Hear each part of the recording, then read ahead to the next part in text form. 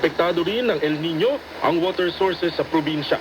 Ayon sa Metro Cebu Water District, mula sa pangkaraniwang produksyon ng surface water sources na 301,000 cubic meters kada araw ay bumaba na ito sa 256,000 cubic meters. Natutuyo na rin ang mga deep well kaya Kontrolado na nga ang sunog dito sa may Ulingan, number 36 18 Avenue, Barangay San Roque sa Quezon City.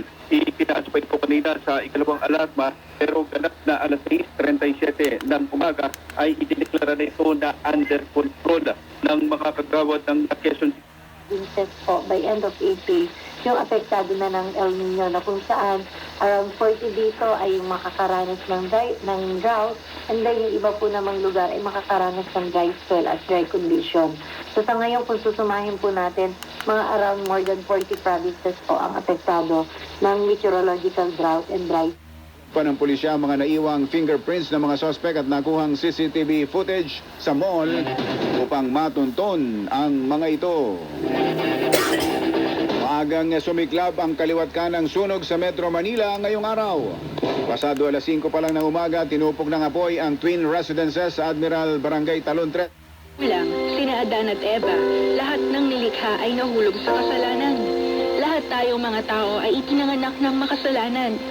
Tayo ay likas ng mga makasalanan sa simula pa man ng ating buhay. Hindi na natin kayang pangsundin ang utos ng Diyos.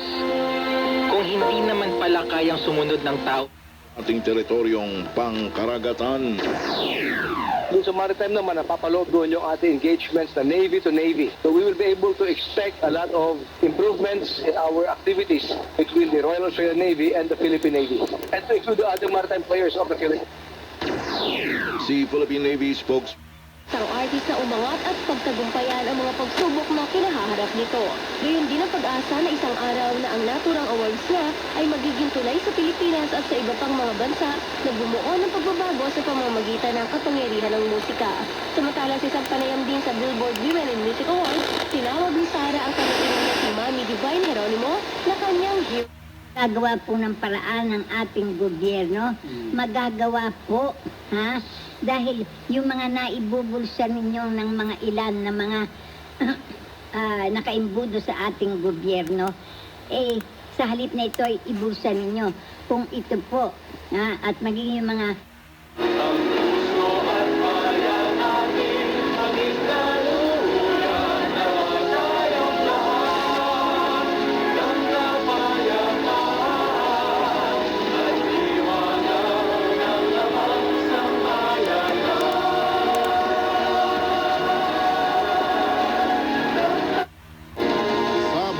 pangkalakalan, 100 kumpanya sa Estados Unidos nais mag-invest sa Clark, Pampanga.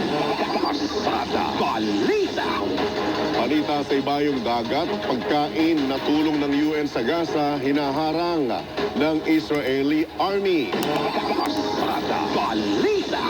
At sa balitang sports, ang Kurang hotel ang 10 Pilipino na nasa bahagi ng Djibouti sa Horn of Africa. Matalag linaw naman ang BMW na nasa 3 Pilipino ang nasugata sa missile attack at kasalukuyan nagpapagaling na sa ospital sa Djibouti City. Personal na rin nagtungo ang mga senior official ng BMW sa pamilya ng 2 Pilipino seafarer na nasawi naman sa pag-atake kung saan ipinabot nila taos pusong 38 to 31 degrees Celsius sa tumalabas pa rin ng bahay sa tanghali, lalo sa mga magta-travel, ay inumin ng maraming tubig para iwas heat stroke or heat traps. At pahuli sa ating mga kababayan sa Mindanao, gawin pa nito sa susunod na 3 araw, mananatiling iira lang east o hangin galing Pacific Ocean. Kung sa Visayas, may chance pa rin ito ng mga isolated wind.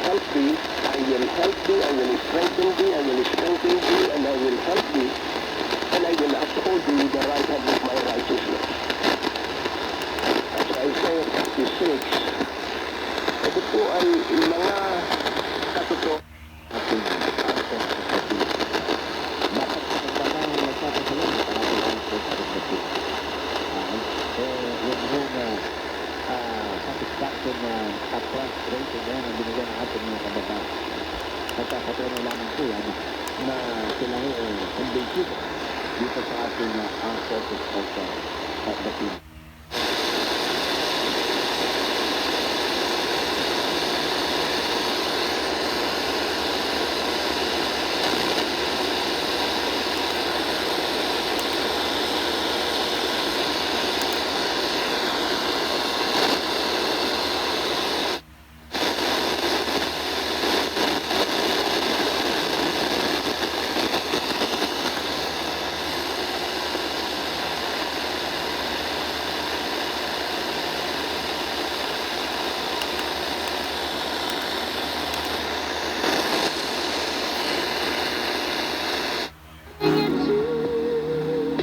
For everything that's true, I turn to you.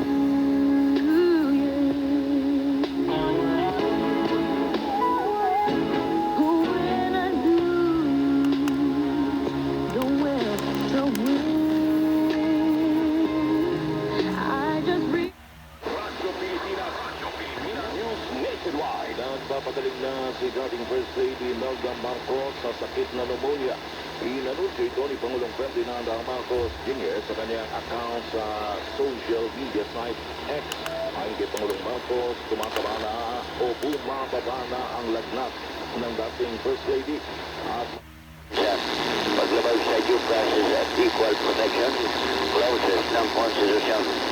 Sinabi pa na kasibat pa rin ang naturang provision ang phase out at pagpapalit ng mga lumang PUBs na nabubulok na at talaga namang mausok na ng mga brand new environment friendly units. Ang istasyong hatid ay totoong balita at handang maglingkod sa inyo.